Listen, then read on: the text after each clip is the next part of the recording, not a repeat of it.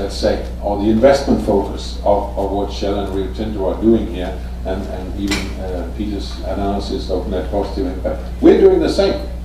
Of course, we are saying, I mean, I'm saying if I can just make some sense out of some of the projects and our members working locally and get the landscape based a bit better managed, and hopefully that will have a good impact and so on. So we are doing a little bit of the same. We are not solving the global problems ourselves. But for example, with the new work we're doing on land restoration, that's a case where you can actually go to scale, where you can get so many partners involved, and where you have multiple benefits, both from carbon capture and from livelihood benefits and biodiversity conservation. So we're trying also that, but honestly, we also have to admit.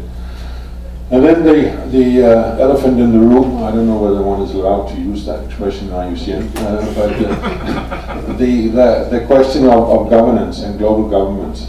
A lot of us were in Rio, and it was depressing to be in the fall negotiation room. You had to hurry out of that, not to be totally depressed. And then you got into interaction with businesses and civil society and academics and governments. I do think it's important that we emphasize that. There were a lot of very important and progressive governments involved also. So the problem we have with global governance is that it doesn't exist, and that the mechanisms in the UN, are not very productive in terms of bringing about the global governance that we really need here. So that's one of the conclusions we took from Rio. We will continue taking part in those, but we also need to create new forms of governance at the regional and local level, interacting as we do here with businesses and with societies broader, and with governments at all these other levels. But we simply cannot wait for the global governments and governance to be effective, because then we'll all be dead in the long run. Lauren, last comment? Yeah, thank you. Let me try and come back to two questions, although I do suggest we follow up after the meeting, because it is not a Nexus issue, like Frank rightly pointed out. But having said that, and first of all, I'd like to thank you all for joining me, or that's stealing your thunder perhaps, but greatly appreciated, and also the ongoing collaboration is greatly appreciated. So I look forward to continued dialogue in that respect. I'd also confirm that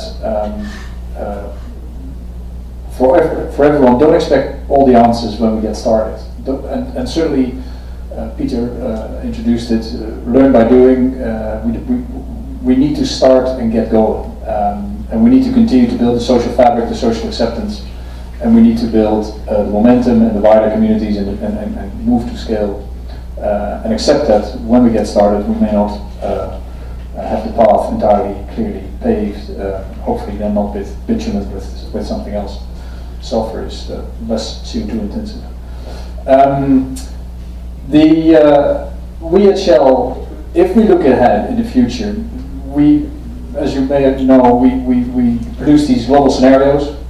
The new thing is we're taking water into those global scenarios. The new thing is that we take the facts or the findings from the Stockholm Resilience Institute into the global scenarios, so the planetary boundaries feature in our scenario thinking. They feature in how we think about the future markets and the future demands and the future resources and the future stresses. And based on that, we make our choices. And we make our choices, but that's really where I want to leave it at this juncture, not to cut the debate short.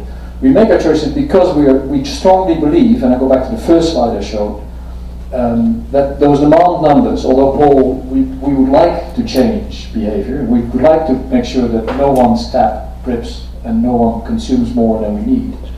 But we make those choices because we do believe that those energy demand and water demand and food demand and other resource demands will actually materialize. And I don't think anyone really understands what it takes to meet that, because I think we have a better notion perhaps of that we will not have enough food to feed 9 billion people. But what people tend to forget is we won't have enough energy to make that happen either. And some may say, great, but let's not forget energy is a great source to growth and to prosperity. People invented fire, and that's where it all started, right? No, true. I mean, without energy, you can't recharge your iPad, and you can't be here, and you can't go to Jeju, Korea. So the planetary boundaries, hard facts on greenhouse gas emissions and climate change, we accept as a given, and based on that we make choices.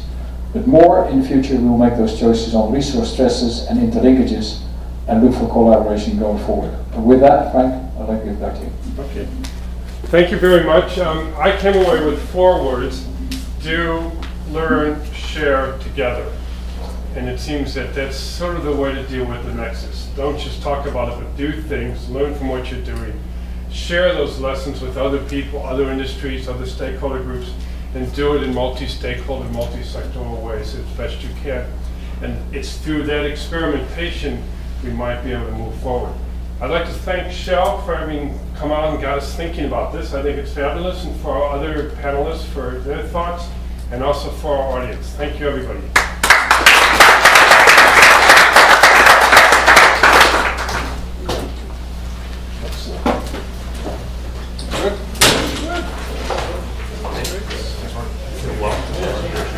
Good job.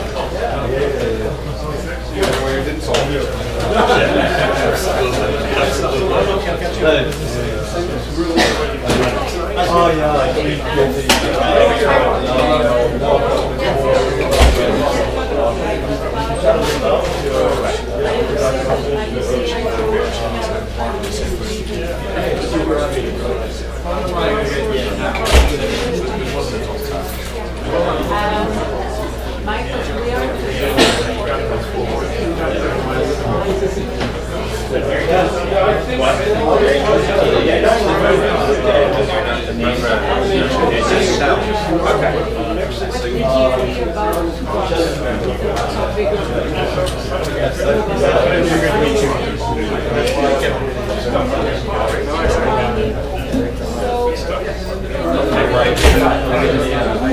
Okay, great.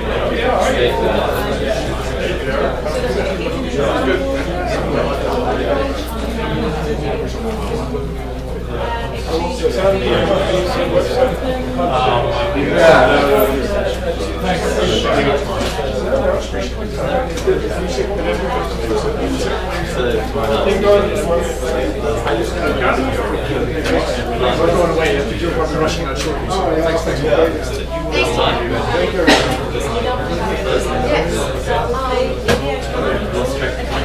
Thanks.